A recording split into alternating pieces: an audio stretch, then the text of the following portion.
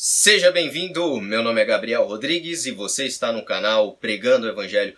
Meus irmãos, neste vídeo eu gostaria de trazer um estudo a respeito da marca da besta e o seu verdadeiro significado bíblico e também protestante. A respeito desse assunto que é tão deturpado hoje em dia. Muitos falam que a marca da besta é um chip, um aparelho tecnológico ou talvez a vacina do Covid. E eu creio, meus irmãos, que essa interpretação bíblica da qual eu sou adepto não é a que tem mais destaque, mas sim ela é bíblica. Vamos ao texto bíblico do nosso estudo, meus irmãos. A todos os pequenos, os grandes, os ricos, os pobres, os livres e os escravos, faz que lhes seja dada certa marca sobre a mão direita ou sobre a fronte, para que ninguém possa comprar ou vender, senão aquele que tem a marca, o nome da besta ou o número do seu nome. Apocalipse no capítulo 13, do versículo 16 ao 17. E eu creio, meus irmãos, que nós devemos analisar o texto bíblico de Apocalipse não à luz do século 21 e a sua tecnologia, mas dos primeiros cristãos na época de João, meus irmãos. Apocalipse foi escrito para todos os cristãos de todas as épocas, mas nós devemos entender à luz da época que o apóstolo João escreveu esse livro.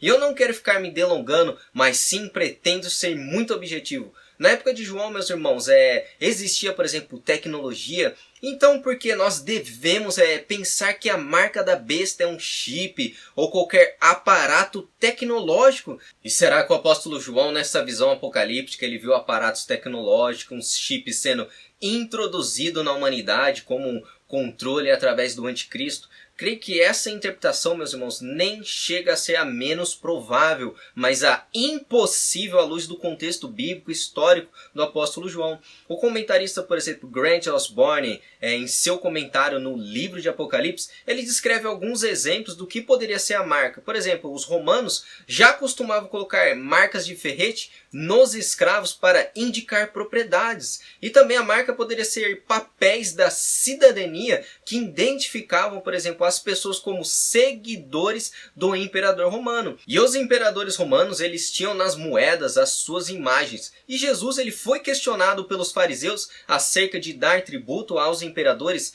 E nessa moeda que Jesus, meus irmãos, ele estava na mão, tinha a imagem de um imperador romano. E tendo dito isso, meus irmãos, os cristãos, por exemplo, em Apocalipse 2, sofreram muito com a pobreza devido ao contexto da igreja de Pérgamo e a cultura daquela cidade. Os cristãos que não participavam das festas idólatras, eles perdiam simpatia do povo daquela cidade. E essa igreja sofreu muito por causa dessa hostilidade dos pagãos. Os cristãos na época de João que se recusavam a se dobrar diante do imperador Nero ou Domiciano, entre outros, eles tinham suas propriedades destruídas, perdiam seus empregos. E o pior de tudo, muitos dos cristãos eram jogados nos coliseus romanos para serem espetáculo de milhares de pessoas. Cristãos, eles eram postos em cruzes e ateavam fogo em crianças e mulheres. E como os cristãos, eles eram identificados em Roma, meus irmãos? Através de um chip?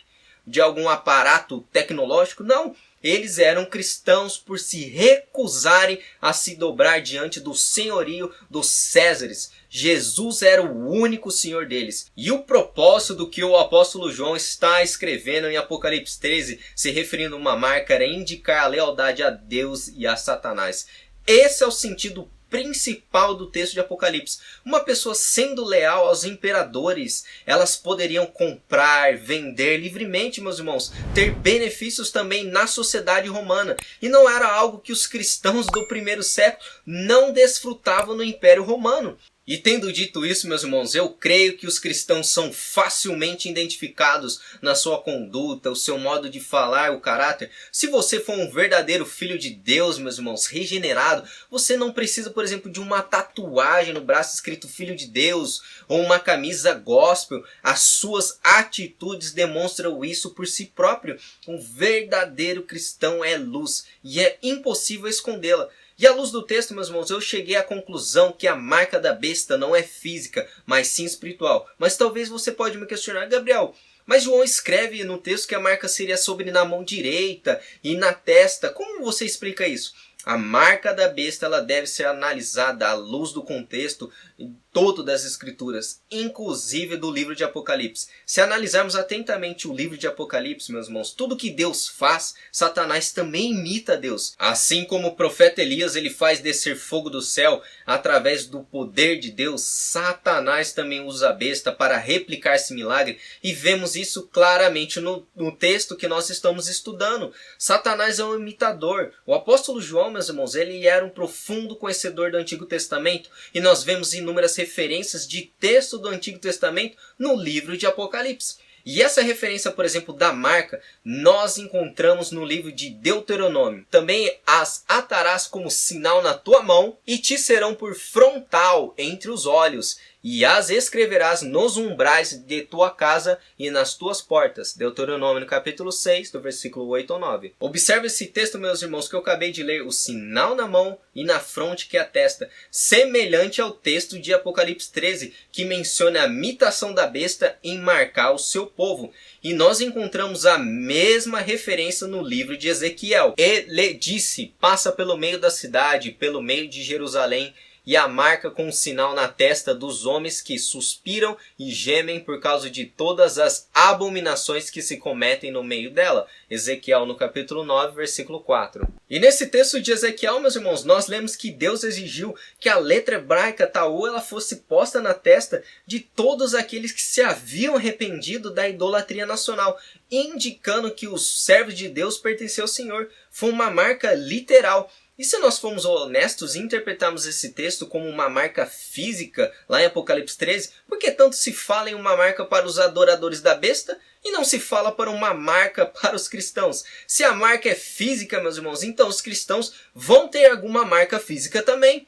Aí que nós encontramos o erro nessa interpretação forçada das Escrituras. E eu quero ressaltar, meus irmãos, que só vamos compreender essa marca analisando todo o contexto a respeito desse assunto. E quando nós retornamos um pouco até Apocalipse 7, o texto nos dá uma luz enorme a respeito desse assunto. Veja comigo. Vi outro anjo que subia do nascente do sol, tendo o selo do Deus vivo. Apocalipse 7 no versículo 2. Vamos agora ao versículo 8.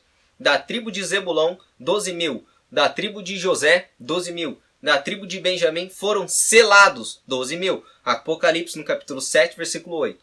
Observe esses textos que eu li, meus irmãos, que antecede Apocalipse 13, descreve aqueles que têm o selo do Deus vivo. Essa palavra em grega, se referindo a selo, ela aparece 15 vezes em todo o Novo Testamento. E essa palavra grega era utilizada, por exemplo, como conteúdo de uma carta para confirmar, autenticar, tirar a dúvida a respeito do documento escrito. E esse selo poderia ser um anel de sinete, usado para pressionar uma imagem em cera derretida e um documento, meus irmãos. Isso implica em uma autenticidade e propriedade de alguma coisa, protegendo o seu conteúdo.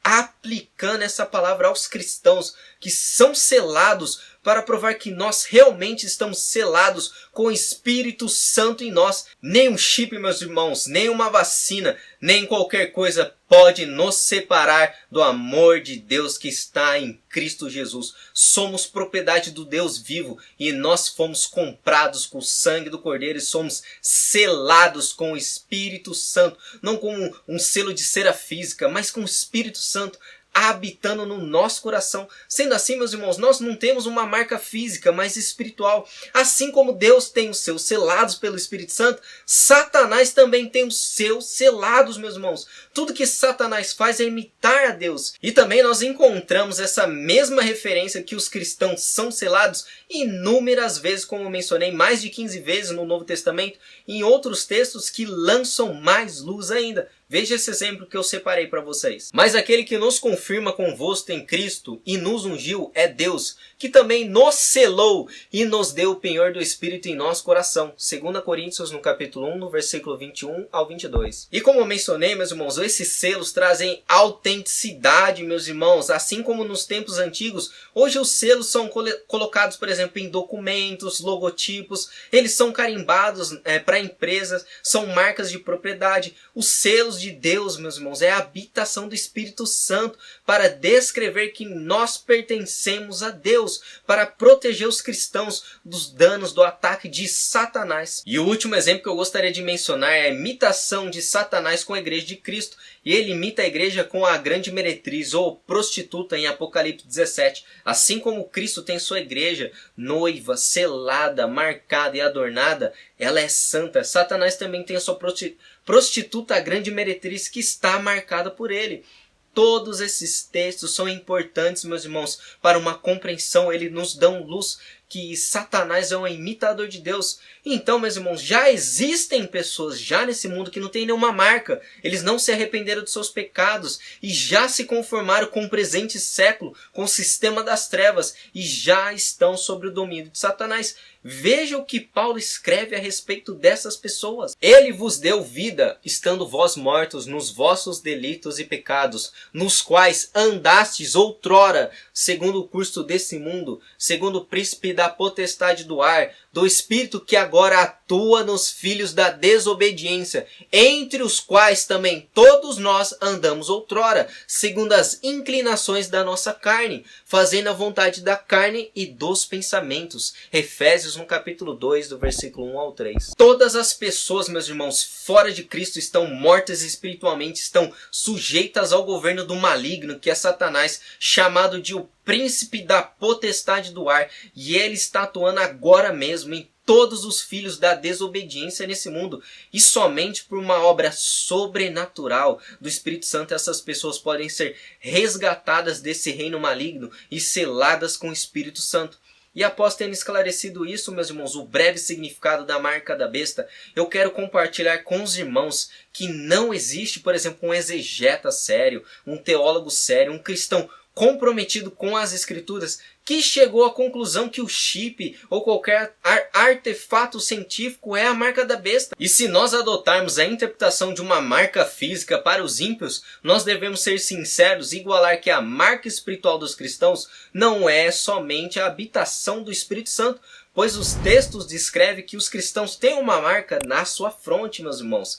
Resumindo, a marca da besta, meus irmãos, é a imitação do selo que Deus coloca em seus filhos. E pessoas que especulam sobre, por exemplo, uma marca física e visível, não compreenderam o ensino principal dos dois grupos. Um grupo demonstra lealdade a Deus e o outro lealdade ao sistema de Satanás. O nome ou sinal na testa implica propriedade, posição legal, proteção. Se Satanás tem os seus marcados, Deus também tem. E ao analisar, meus irmãos, essa interpretação à luz de todos os textos das Escrituras, ela se prova falha e criada por teorias de conspiração e não pela exegese bíblica. E esse foi um estudo aqui no canal, meus irmãos. Se você gostou, não se esqueça de deixar o seu like. Se ainda não é inscrito, se inscreva para acompanhar nossos conteúdos aqui no YouTube. E também nos acompanhe nas redes sociais que estarão aqui na descrição. Que Deus abençoe todos vocês em nome de Jesus.